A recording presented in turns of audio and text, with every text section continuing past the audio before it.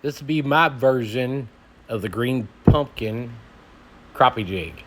Uh, I went with the materials I had in my shop. I wasn't really sure. I didn't want to make a trip all the way to Bass Pro to pick some stuff up. I probably should have, but since this one they was wanting some chartreuse in it, I could come up with enough colors to make this work. Actually, I think it comes out really good there in the end. We're using a 16th ounce freestyle jig head. We're using barred hackle feathers. We're going to go kind of natural, and then we're going to put a twist on it. So natural colors with a twist is what I'm going for in this crappie jig. And I think, like I said, I think it comes out pretty good. Let me know what y'all think about it. Sometimes I need to know when I'm trying something new for the first time. Would you fish it? Is it too much? Is it not enough? Should I put a little more effort into it? Out of curiosity, I'd like to know. But we got our first two tied in. We're going to tie two on each side. So we're going to have a total of 6 of these. I'm going to call them white barred hackle feathers. Not really white. It's more of a blackish brown kind of color. Camera don't really do them justice on the color all that well. But we're just cutting off the first 1.75 inches, maybe 2 inches, and just tying those in. 6 of them all together. They're kind of small.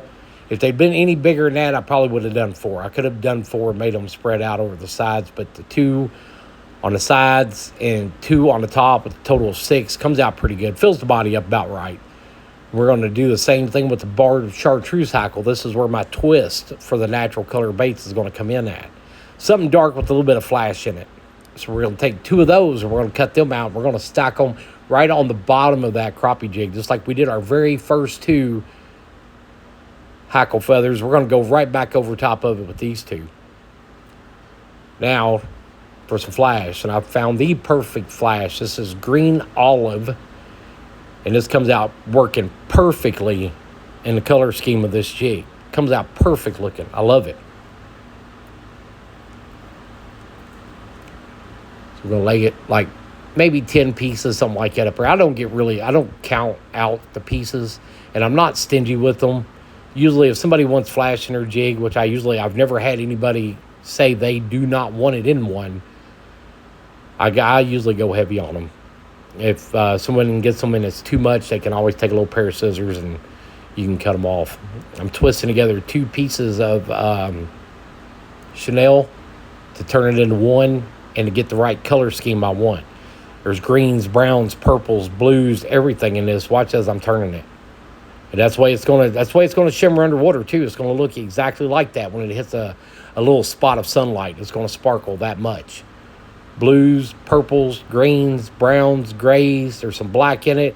A little bit of everything in that. I'm really, really impressed on how good that comes out. But if you got 2 small pieces of Chenille, you can always weave them together and come out with something totally different, something that you can't even buy in a store.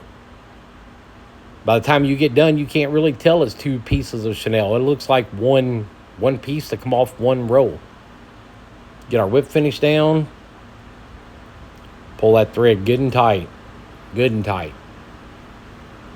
We're going to get ready to put some eyes on. I went with a chartreuse eye to try to match the color of that those chartreuse feathers in the tail. And I think the color of this eye captures this jig. I think it does it just right. Turn it over using a Peak rotary vise. That rotary function, this is where it kind of comes in handy doing eyes. I can get it where I want to, where my fingers work a little bit better to get those eyes pushed on right. Get our UV resin. We're going to glob it in there. We're going to put it in there kind of thick. Push it down against those threads. And after this hardens up, it completely loses the smell. You don't have the smell of super glue. You don't have the smell of the Sally Hansen's fingernail polish. I like the way it comes out. I love the UV resin. Going to put our UV light on it. Let it set up just for a few seconds and then put it in a box and cure it. There it is. My green pumpkin crappie jig. Let me know what you think. Hit that thumbs up too. I greatly, greatly appreciate that. Like, share, subscribe. Let me know what you think about this. There it is. Look at that sparkle. I'm impressed with this one.